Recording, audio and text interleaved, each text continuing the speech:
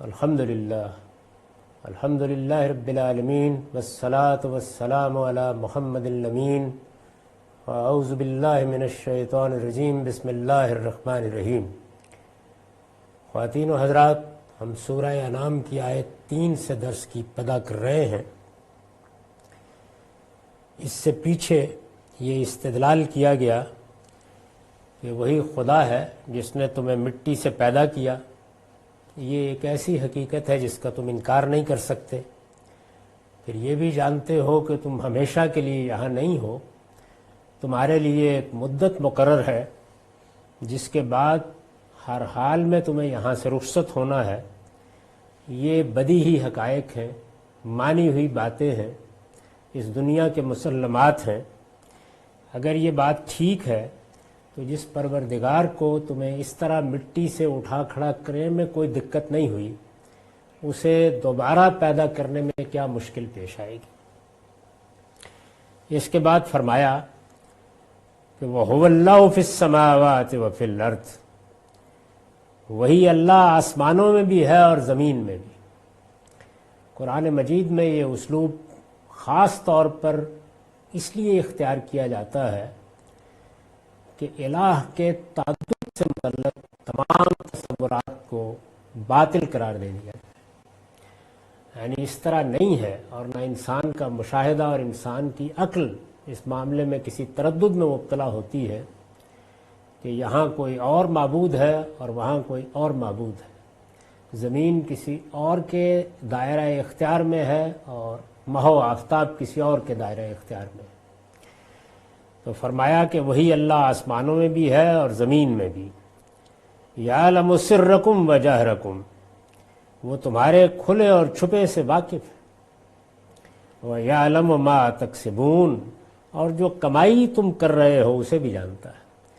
یعنی یوں بھی نہیں ہے کہ خلوت میں کوئی کارنامہ انجام دے دو گے تو اس سے چھپا رہ جائے گا، اور یہ بھی نہیں کہ جو کچھ اس وقت کر رہے ہو اس کے لیے اسے کوئی اہتمام کرنا پڑے گا کہ کیا جانے۔ جو کما رہے ہو، خواہ وہ نیکی ہے خواہ وہ بدی ہے، وہ سب اس کے علم میں ہے، وہ ان میں سے ہر چیز سے واقف ہے۔ اس پر میں نے جو نوٹ لکھا ہے وہ یہ ہے، یعنی تمہارا یہ رویہ اگر اس بھروسے پر ہے کہ زمین کا نظم و نسق کچھ دوسرے خداؤں کے سپرد ہے، تم ان کے پرستار ہو اس لیے وہ تمہیں بخشوا لیں گے، تو یہ غلط فہمی دور کر لو۔ یعنی آدمی کہہ سکتا ہے نا کہ میں تو اس زمین پر ہوں اس لیے میرا معاملہ کچھ اور لوگوں سے ہے، آسمان کے لوگ آسمان والے کے ساتھ معاملہ کریں۔ ایسا نہیں ہے۔ کائنات اپنے وجود سے شہادت دے رہی ہے کہ زمین کا نظم و نسق بھی اسی کے ہاتھ میں ہے، آسمان کا نظم و نسق جس کے ہاتھ میں ہے۔ جو کہکشانوں کو کنٹرول کر رہا ہے وہی اس چھوٹے سے سیارے کا کنٹرول بھی سنبھالے ہوئے ہے۔ جو اس پوری کائنات کو وجود بخشنے والا ہے وہی اس زمین کو وجود بخشنے والا ہے۔ جو اس پوری کائنات کو اپنی جنت کے لیے بنیادی مادہ بنا دینے والا ہے وہی ہے کہ جس نے یہاں زندگی پیدا کر دی ہے۔ یعنی تمہارا یہ رویہ کہ اس بھروسے پر ہے کہ زمین کا نظم و نسق کچھ دوسرے خداؤں کے سپرد ہے، تم ان کے پرستار ہو اس لیے وہ تمہیں بخشوا لیں گے، تو یہ غلط فہمی دور کر لو۔ زمین و آسمان دونوں کا خدا ایک ہی ہے۔ یعنی یہ وہ بدیہی حقائق ہیں جن کی طرف قرآن مجید توجہ دلاتا ہے، سادہ حقائق، انہی پر اس کے سارے استدلال کی بنیاد ہے۔ دونوں کا خدا ایک ہی ہے اور دونوں میں اسی کا حکم چل رہا ہے۔ تمہارے کھلے اور چھپے سب احوال بھی اس کے علم میں ہے، اور تمہارے اعمال سے بھی وہ پوری طرح واقف ہے۔ کسی میں یارہ نہیں کہ اس کے علم میں کوئی اضافہ کر سکے۔ متنبہ ہو جاؤ، اس کی بارگاہ میں کسی شفاعت باطل کی کوئی گنجائش نہیں ہے۔ یہ وہ آخری بات ہے جس کے لیے یہ ساری بات اٹھائی گئی۔ یعنی کہنا یہ مقصود ہے کہ انسان بہت سی چیزوں کو مان لیتا ہے لیکن غلط روی کے لیے کوئی نہ کوئی بہانہ بھی تراش لیتا ہے، اور شفاعت باطل کا عقیدہ انہی بہانوں میں سے ایک بہانہ ہے۔ یعنی ہم زمین پر جو کرتے رہیں فلاں ہمیں بخشوا لیں گے۔ اس کا منتہائے کمال مسیحیوں کا عقیدہ ایک کفارہ ہے۔ یعنی انسان چونکہ گناہ سے نکل نہیں سکتا تو اس وجہ سے خدا نے اپنے بیٹے کو بھیجا کہ وہ اپنی جان دے کر انسان کے گناہوں کا کفارہ ادا کر لے. کفارہ، شفاعت باطل، یہ وہ چیزیں جن سے انسان سہارا پکڑتا اور پھر اس حقیقت کا انکار کر دیتا ہے، عملی طور پر انکار کر دیتا ہے. یعنی مانتا ہے کہ قیامت برپا ہوگی لیکن عملی طور پر انکار کر دیتا ہے. تو ارشاد فرمایا کہ وَيَعْلَمُ مَا تَكْسِبُونَ، اور جو کمائی تم کر رہے ہو اسے بھی جانتا ہے. وَمَا تَأْتِيهِم مِّنْ آيَةٍ مِّنْ آيَاتِ رَبِّهِمْ إِلَّا كَانُوا عَنْهَا مُعْرِضِينَ. لوگوں کا حال یہ ہے کہ ان کے پاس ان کے پروردگار کی نشانیوں میں سے جو نشانی بھی آتی ہے وہ اس سے منہ موڑ لیتے ہیں. یعنی یہ نشانیاں جو انفس و آفاق میں پھیلی ہوئی ہیں یہ تو ہیں، جو مسلمات انسان کی عقل اب تک دریافت کر چکی ہے وہ بھی سامنے ہے، لیکن انسان ان نشانیوں کا بھی انکار کرتا، اور اگر اللہ تعالیٰ کی طرف سے کوئی اور نشانی دکھائی جائے تو اس سے بھی منہ موڑ لیتا ہے. چنانچہ اس وقت اللہ تعالیٰ کی طرف سے اللہ کا رسول آ گیا ہے، اللہ کے سچے پیغمبر نے، آخری پیغمبر نے اس قوم کو اتمام حجت کے لیے منتخب کیا ہے. یہ اللہ کا انتخاب ہے جس کے تحت وہ ان پر بھی اپنی حجت پوری کرے گا اور اس کو عالمی سطح پر بھی اتمام حجت کا اہتمام بنا دے گا. تو فرمایا کہ یہ خدا کی عظیم نشانی بھی آ گئی، لیکن فقط کذبوا بالحق لما جاءہم، سو انہوں نے اس وقت بھی حق کو جھٹلا دیا ہے جبکہ وہ ان کے پاس آ گیا ہے. یعنی ایک تو یہ ہے نا کہ حق کی بات کہیں دور سے سنی، کہیں تاریخ میں دیکھی، کہیں لوگوں نے توجہ دلائی، وہ ان کے پاس آ گیا ہے. اور ارشاد فرمایا فَسَوْفَ يَأْتِيهِمْ أَنْبَاءُ مَا كَانُوا بِهِ يَسْتَهْزِئُونَ، اس لیے ان قریب اس چیز کی خبریں ان کے پاس آ جائیں گی جس کا وہ مذاق اڑاتے رہے. یعنی کس بات کا مذاق اڑاتے رہے؟ خدا کا عذاب، وہ عذاب جو رسولوں کی بعثت کے بعد ان کی قوموں پر آتا ہے اس کا مذاق، وہ عذاب جو آخرت میں پیش آنے والا ہے اس کا مذاق. تو فرمایا کہ اس لیے ان قریب اس چیز کی خبریں ان کے پاس آ جائیں گی جس کا وہ مذاق اڑاتے رہے ہیں. یہاں دو چیزوں کو واضح کیا ہے، ایک تو یہ کہ یہ جو فرمایا کہ سو انہوں نے اس وقت بھی حق کو جھٹلا دیا ہے، فقط کذبوا بالحق، تو اس میں حق سے کیا مراد ہے؟ ظاہر ہے کہ قرآن مجید، یعنی حق سے قرآن مجید مراد ہے. اللہ کی کتاب آ گئی، اللہ کا پیغمبر آیا ہے اور وہ اللہ کی کتاب لے کر آیا ہے. اللہ کی کتاب اور اللہ کا پیغمبر ایک ہی چیز ہے. یعنی اللہ تعالیٰ اپنے رسول کو بھیجتا ہے کس لیے؟ تاکہ لوگوں کو بشارت دی جائے، انہیں خبردار کر دیا جائے. ان کے ساتھ اپنی کتاب نازل کر دیتا ہے، اس وجہ سے پیغمبر وہ کتاب پیش کرتا ہے. اس وقت رسالت میں آپ صلی اللہ علیہ وسلم نے جب دعوت پیش کی ہے تو کیا صورتحال پیش آئی ہے؟ تو قرآن مجید یہ کہتا ہے کہ اب یہ اعراض کے لیے، گریز کے لیے اب یہ بہانے تراش رہے ہیں. ان کا اب اعتراضات اور مطالبات کی صورت میں جواب دیا جا رہا ہے. تو فرمایا کہ تم پر اے پیغمبر اگر ہم کوئی ایسی کتاب اتار دیتے جو کاغذ پر لکھی ہوئی ہوتی اور یہ اس کو اپنے ہاتھوں سے چھو کر دیکھ بھی لیتے، فَلَمَسُوا بِأَيْدِيهِمْ لَقَالَ الَّذِينَ كَفَرُوا إِنْ هَٰذَا إِلَّا سِحْرٌ مُّبِينٌ، تب بھی یہ منکرین یہی کہتے کہ یہ کھلے ہوئے جادو کے سوا کچھ نہیں ہے. اس پر میں نے لکھا ہے یعنی اعراض کا سبب چونکہ وہ نہیں جو بیان کر رہے ہیں، یعنی اعراض کا سبب دیانتدارانہ بھی ہو سکتا ہے.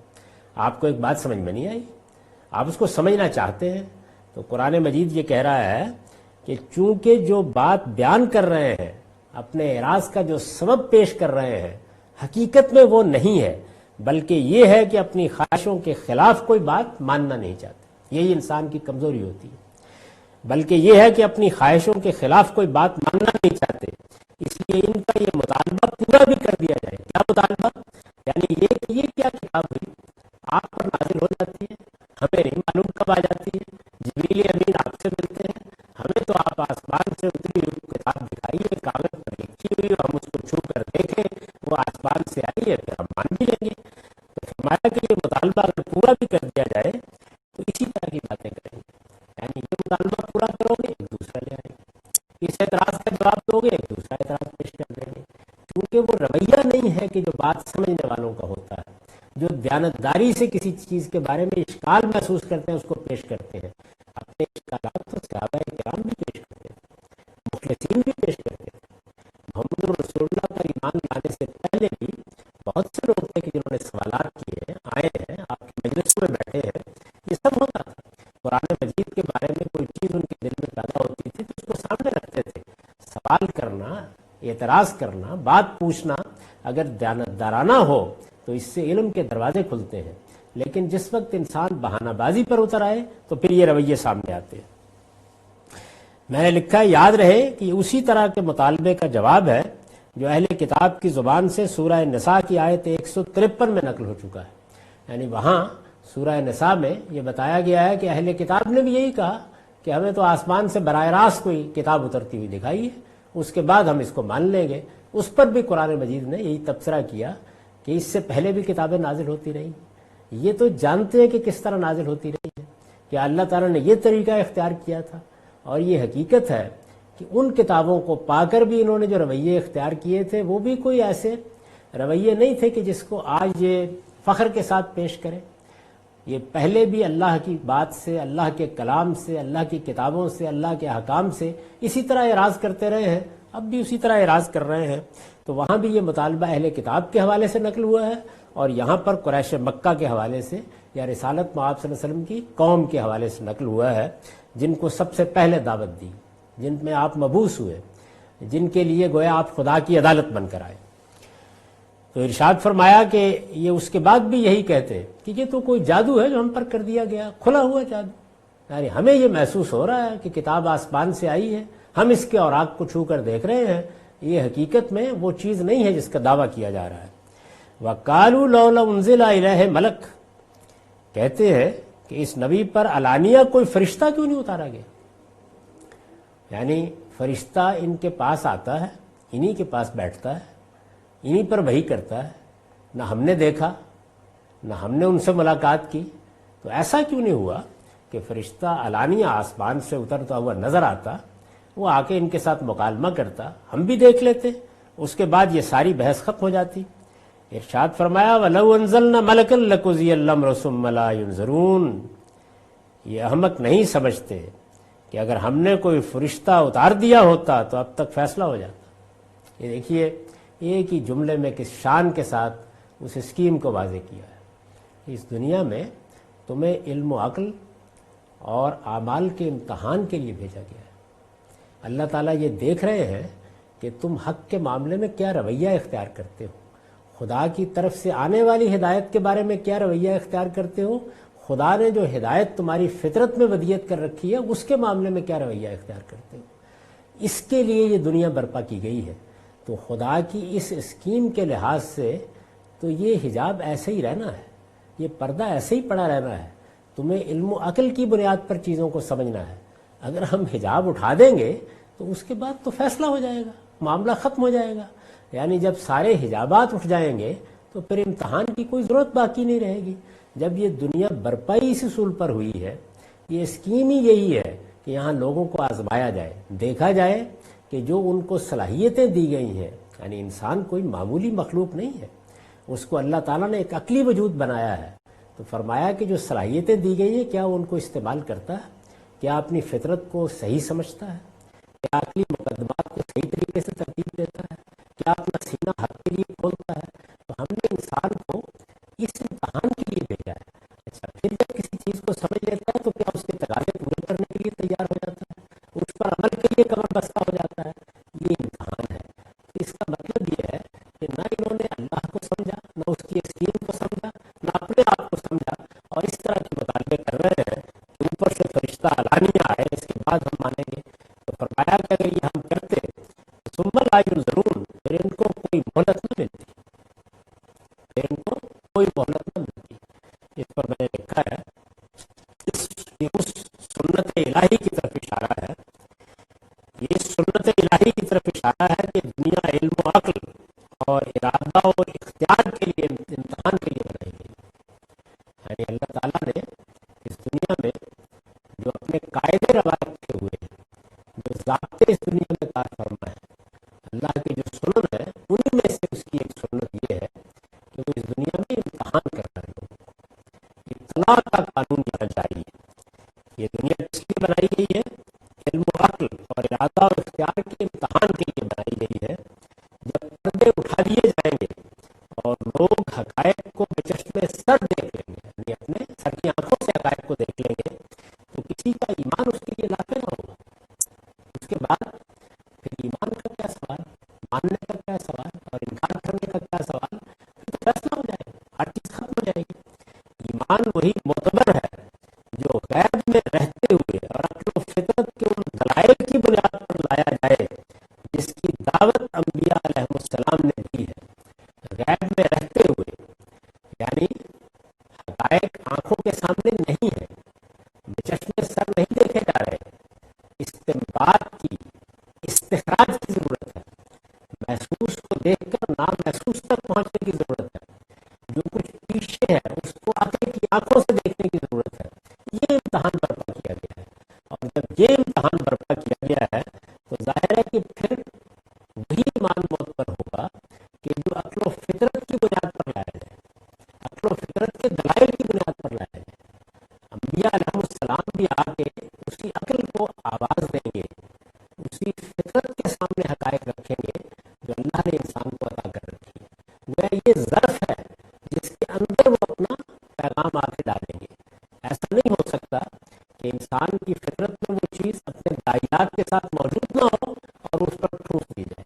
یہ نہیں ہو سکتا کہ انسان کی عقل کچھ اور ہی مقدمات قائم کر کے ان کے نتائج نکالنا چاہ رہی ہو اور اس سے مختلف کوئی چیز اس کے سامنے پیش کر دی جائے. تو انسان کے اندر جو کچھ ودیت ہے، جو کچھ اس کی فطرت بنائی گئی ہے، جیسی عقل اس کو عطا کی گئی ہے، اسی کو امتحان میں ڈالا گیا ہے. اور امتحان میں ڈال کر اس کے سامنے یہ حقائق رکھے جا رہے ہیں.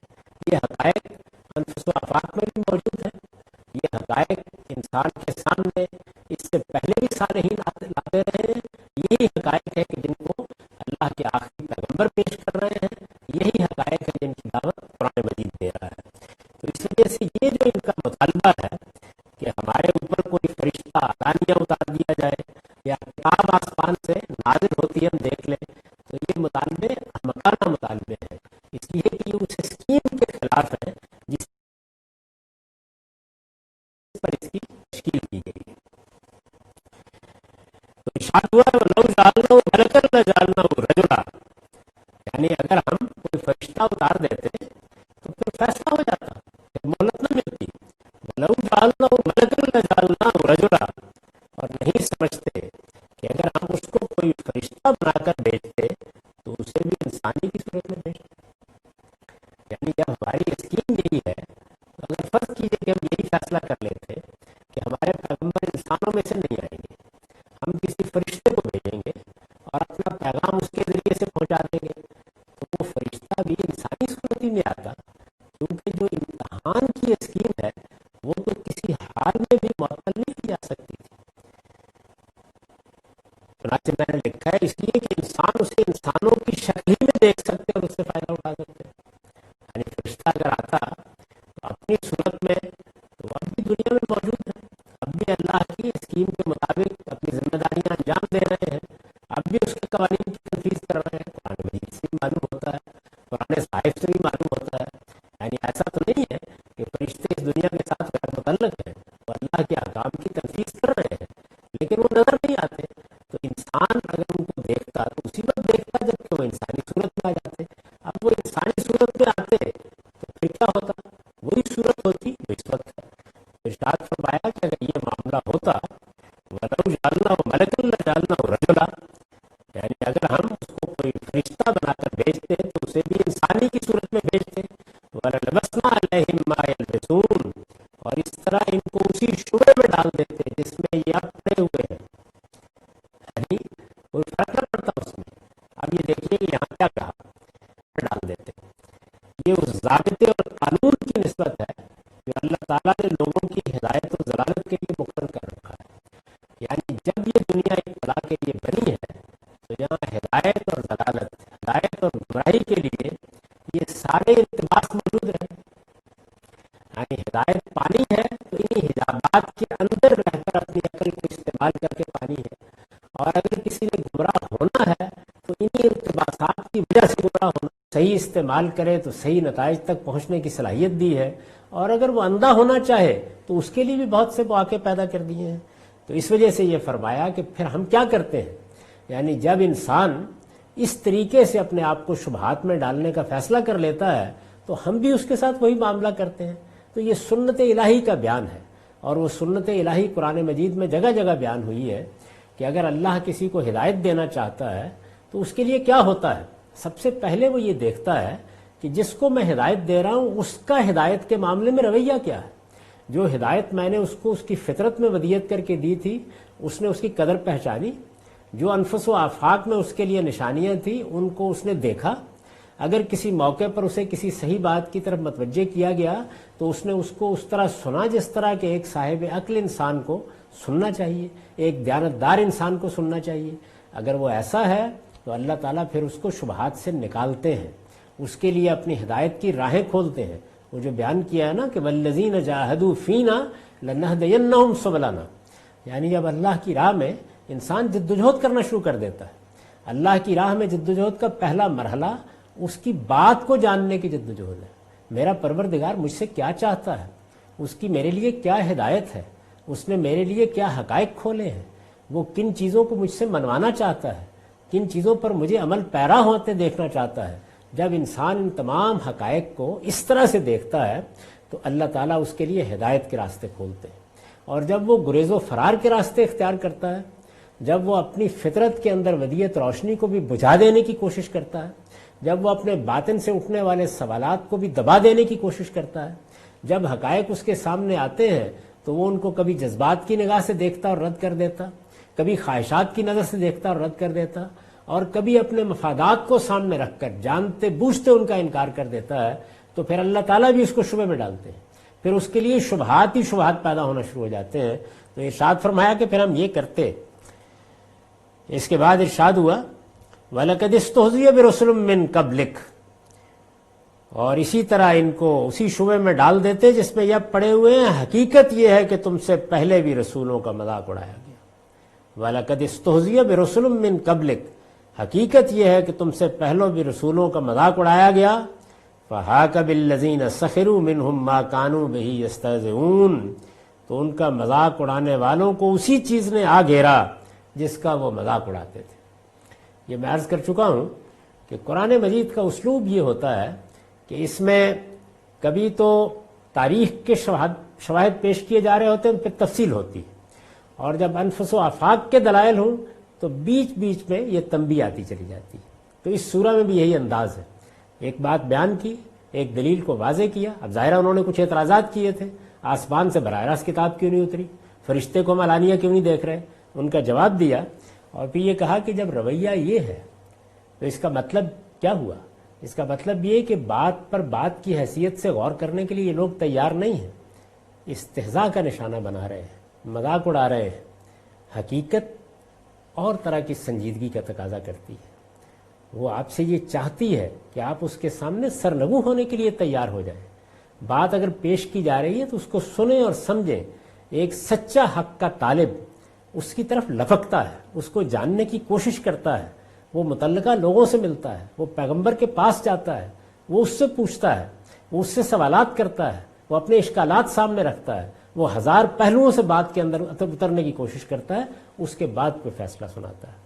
تو اگر یہ رویہ ہے انسان کا تو ظاہر ہے کہ پھر اللہ اس کے لیے ہدایت کے راستے کھولے گا، اور اگر وہ مذاق اڑاتا ہے تو پھر تہدید کے انداز میں فرمایا کہ حقیقت یہ ہے کہ تم سے پہلے بھی رسولوں کا مذاق اڑایا گیا، یعنی یہ نئے نہیں ہیں مذاق اڑانے والے، اس سے پہلے بھی بہت سی قومیں ہیں جن کی طرف اللہ کے رسول آئے اور انہوں نے اسی طرح اپنے رسولوں کا مذاق اڑایا۔ تو پھر ان مذاق اڑانے والوں کا انجام کیا ہوا؟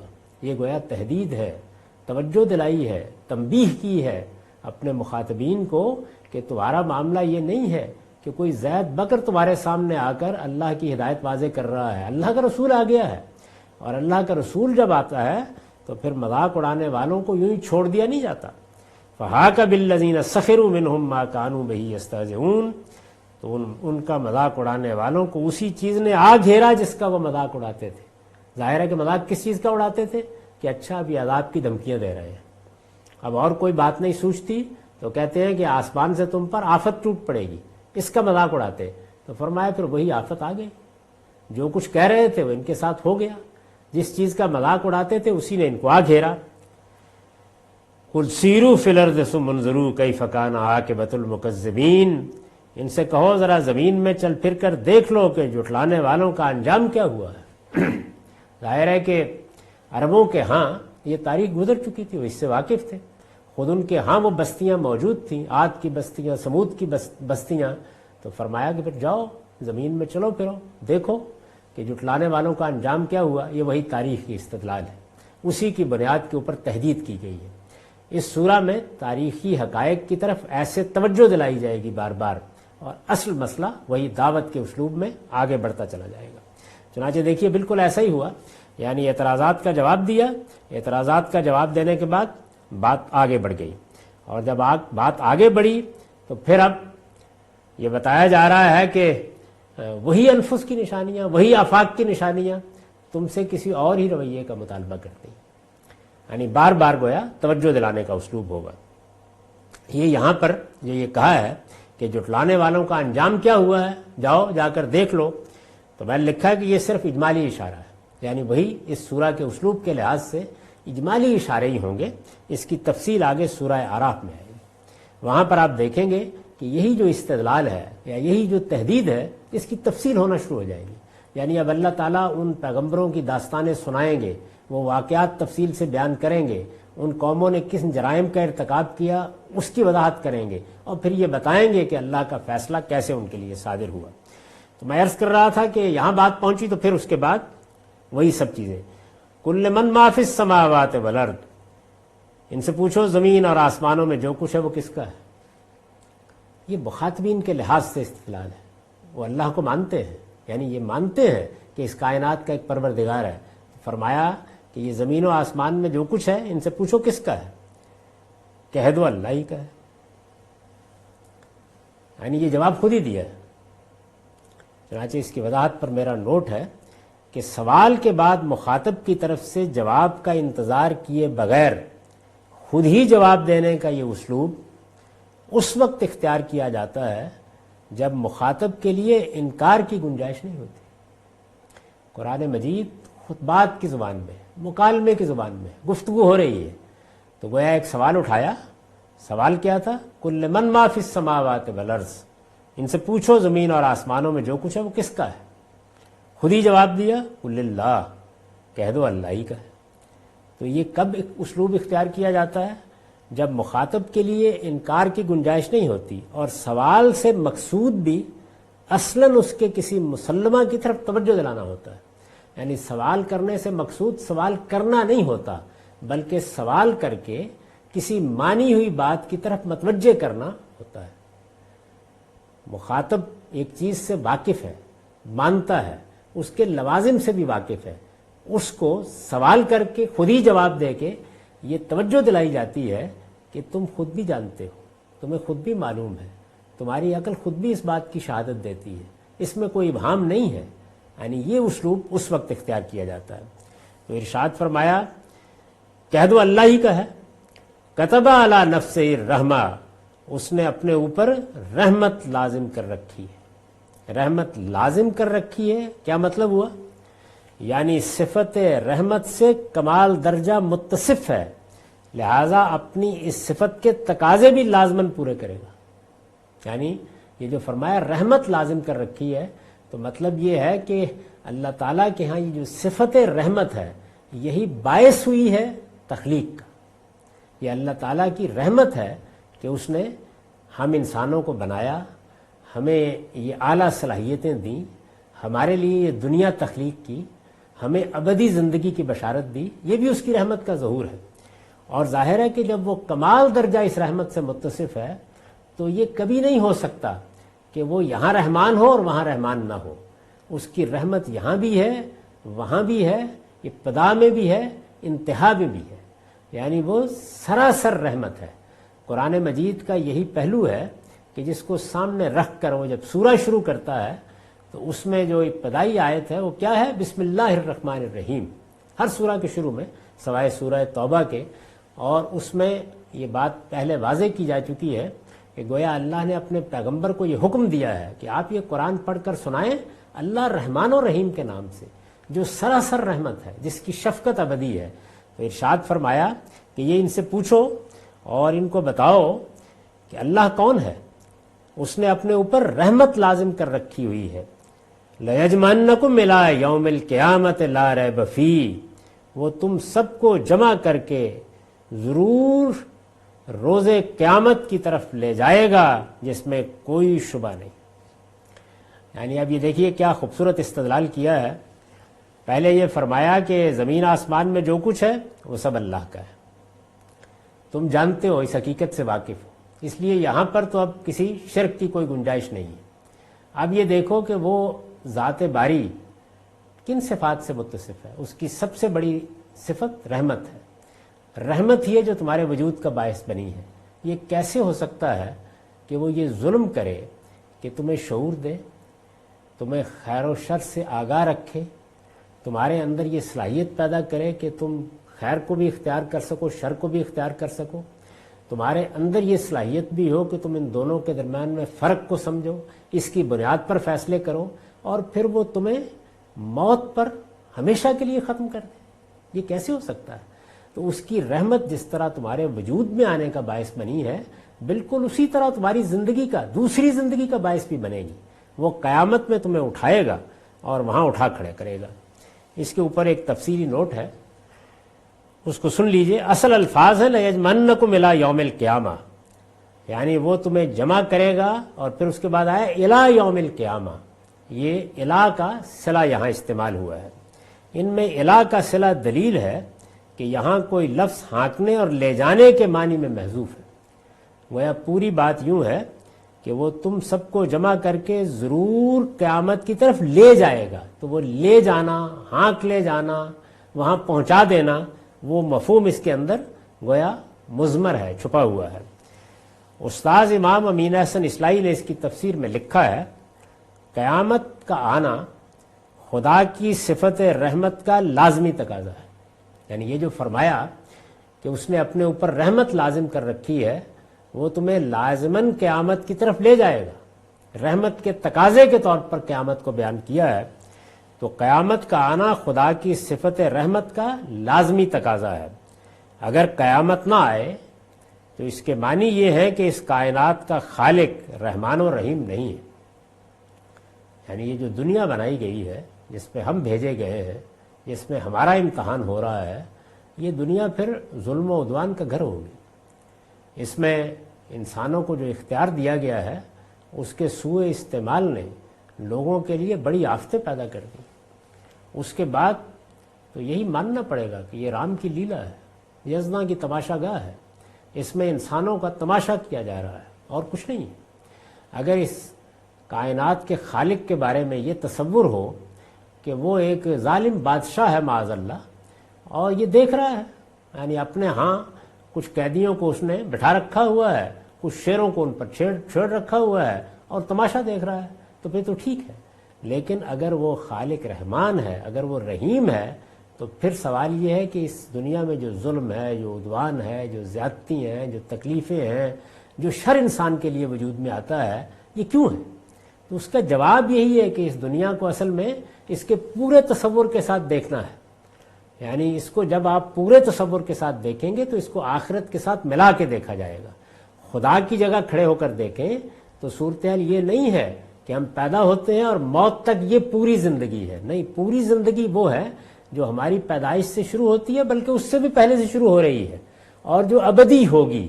اس پوری زندگی میں یہ 50، 60، 70 سال، 100 سال کا عرصہ ہے جس میں ہم کو اس صورتحال سے دوچار ہونا ہوتا ہے۔ اس کے بعد اللہ کا، اس کائنات کے پروردگار کا، ہمارے خدا کا عدل ظہور پذیر ہوگا، اس کی رحمت نتیجہ خیز ہوگی، اس کی صفت رحمت کے نتیجے میں وہ دن آئے گا کہ جس میں ظالموں کو کیفر کردار تک پہنچایا جائے گا، جس میں نیکوکاروں کو جزا دی جائے گی، جس میں اخلاقی اصول روبہ عمل ہوں گے، جس میں یہ ظلم، یہ عدوان، اس کا ہمیشہ کے لیے خاتمہ ہو جائے گا۔ تو اس پوری دنیا کو سامنے رکھ کر دیکھیں تو پھر معلوم ہوتا ہے کہ اس کائنات کا خالق کیسا ہے۔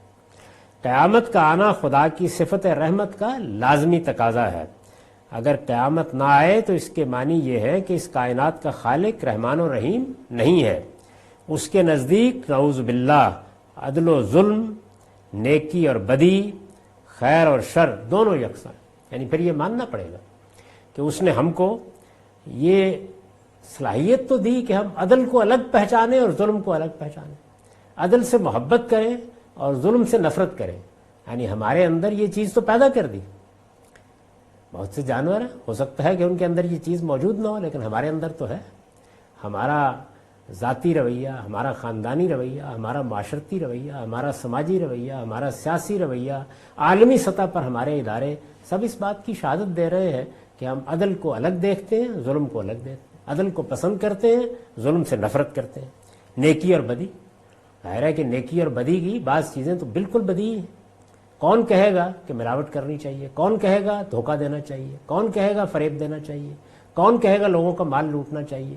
کون کہے گا لوگوں کی حق تلفی کرنی چاہیے؟ کون کہے گا لوگوں کی جان مال آبرو کو نقصان پہنچانا چاہیے؟ تو ظاہر ہے کہ نیکی اور بدی کا یہ شعور بھی عالمی عالمگیر ہے، ہم سب جانتے ہیں اس بات کو، اسی پر ہمارا سارا نظم قائم ہے۔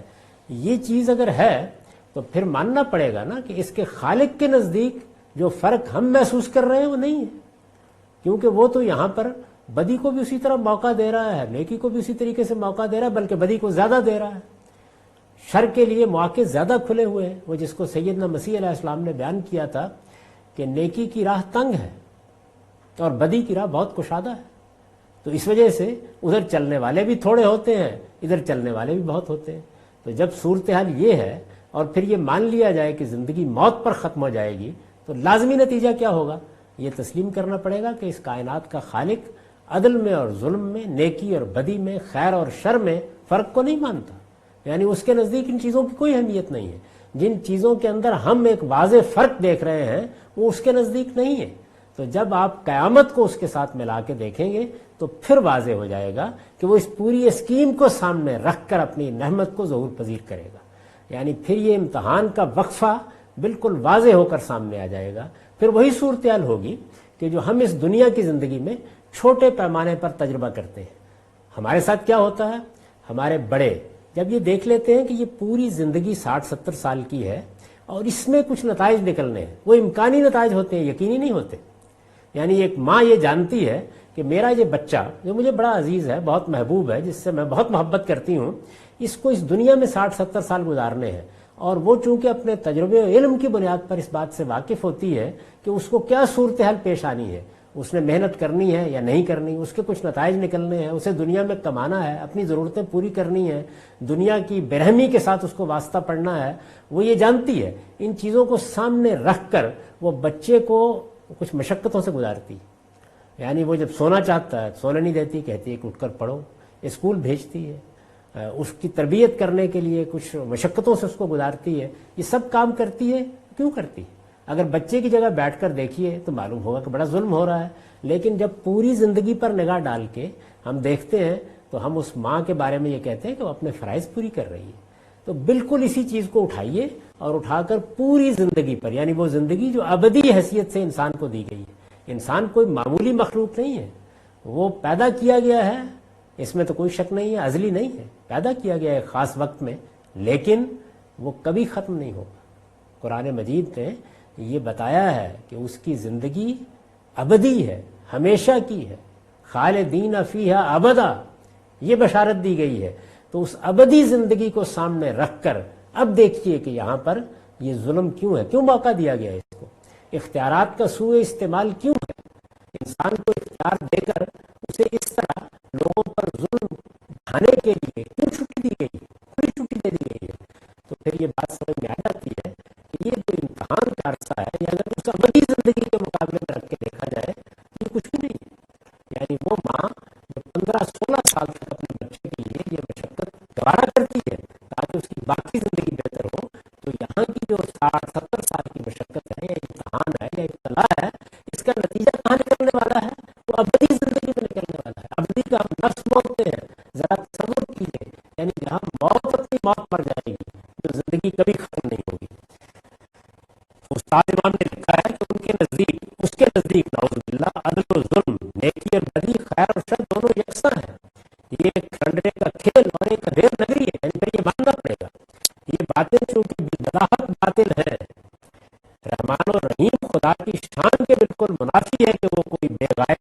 حال کا بھی، تو یہ کیسے ہو سکتا ہے کہ وہ کوئی بے-غایت اور بے مقصد کام کرے؟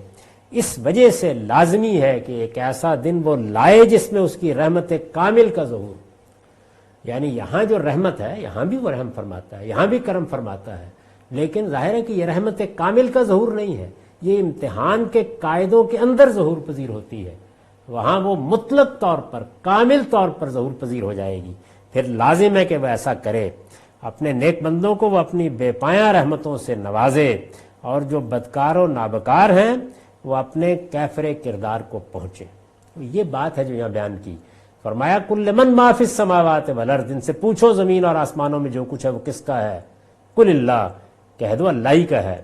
اور وہ اللہ کون ہے؟ وہ ہے کہ کتب علی نفسہ الرحمہ، اس نے اپنے اوپر رحمت لازم کر رکھی ہے۔ لَيَجْمَعَنَّكُمْ إِلَىٰ يَوْمِ الْقِيَامَةِ لَا رَيْبَ فِيهِ، وہ تم سب کو جمع کر کے ضرور روز قیامت کی طرف لے جائے گا، جس میں کوئی شبہ نہیں، جس کو ہر حال میں آ کر رہنا ہے۔ اور فرمایا کہ الذین خسروا انفسهم فهم لا یؤمنون، اس کو وہی لوگ نہیں مانتے جنہوں نے اپنے آپ کو خسارے میں مبتلا کر لیا۔ یعنی یہ ایک بدیہی حقیقت ہے، یہ ایک صاف حقیقت ہے، اس میں ادنا شبہ بھی نہیں ہے۔ کون نہیں مانتے؟ وہی نہیں مانتے جنہوں نے فیصلہ کر لیا ہے کہ وہ اب گھاٹے ہی میں رہیں گے۔ میں نے اس پر لکھا ہے کہ اس مضمون کی وضاحت آگے 31 میں فرما دی ہے کہ قیامت کے دن یہ خسارے میں مبتلا لوگ کس طرح حسرت سے اپنے سر پیٹیں گے اور گناہوں کا بوجھ اٹھائے ہوئے کس بے بسی کے ساتھ جہنم کی طرف دھکیل دیے جائیں۔ یعنی خسارے کی آگے آیت 31 میں پھر وضاحت کی اور یہ بتایا ہے کہ کیا صورتحال ہے جو ان لوگوں کو پیش آنے والی ہے۔ تو اس طرح سے آپ یہ دیکھ رہے ہیں کہ استدلال، دعوت، تحدید، توجہ، تنبیہ کہ یہ اسالیب ہیں کہ جن میں قرآن مجید ایک خاص شان سے اپنی بات بیان کرتا چلا جاتا ہے۔ اقول قولی ھذا واستغفر اللہ لی ولکم ولسائر